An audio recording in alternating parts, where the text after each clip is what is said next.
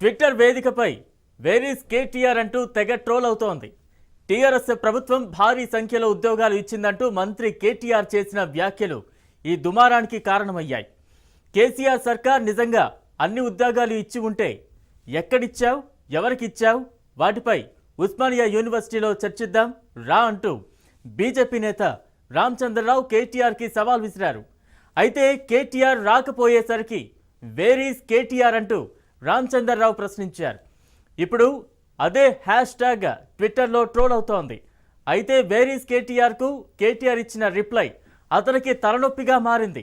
BJP సర్కార్ ఇస్తారన్న 12 కోట్ల ఉద్యోగాల సమాచారం సేకరిస్తున్నాను, జన్ధన్ ఖాతాల్లో 15 లక్షల చొప్పున మోదీ వేస్తానన్న వివరాలు వెతుకుతున్నారని కేటీఆర్ ట్వీట్ చేశారు.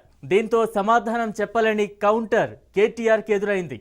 మోదీ 12 కోట్లు ఉద్యోగాలు ఇస్తానన్న ఆధారాలు, జన్ధన్ ఖాతాల్లో 15 లక్షల చొప్పున వేస్తానని చెప్పిన వీడియో ఫుటేజ్లు ఉంటే తీసుకుని ఉస్మానియాకు రా, అక్కడే చర్చిద్దాం, విద్యార్థులే న్యాయ నిర్ణేతలు అని ఓ నెటిజన్ సమాధానం చెప్పగా కేటీఆర్ కిక్కురుమనలేదు. ట్విట్టర్లోకి ఎరక్కపోయి ఇరుక్కున్నాను అన్నట్లు సైలెంట్ అయిపోయారు.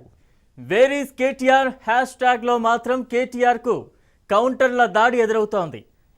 ఎవరికైనా కేటీఆర్ కనిపిస్తే ఓయూలో చర్చకు రమ్మని చెప్పండంటూ సాగర్ గౌడ్ ట్వీట్ చేశారు.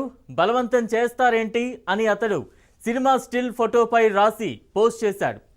గడిచిన 6 ఏళ్లలో రాష్ట్రం కోసం 67,000 కోట్లు ఖర్చు చేశామన్న కేటీఆర్ చెప్పిన వీడియోలను పోస్ట్ చేస్తూ 67 కోట్లు ఎవడబ్బ జేబులోకి పోయాయి అంటూ కామెంట్ చేశారు.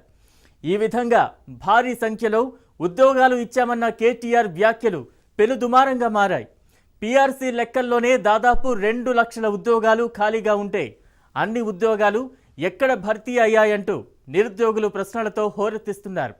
ఉద్యోగాల విషయంలో అసత్య ప్రచారం చేస్తోన్న టీఆర్ఎస్ సర్కార్ను పట్టభద్రుల ఎన్నికల్లో ఓడిస్తామని తెలంగాణ యువత చెబుతోంది.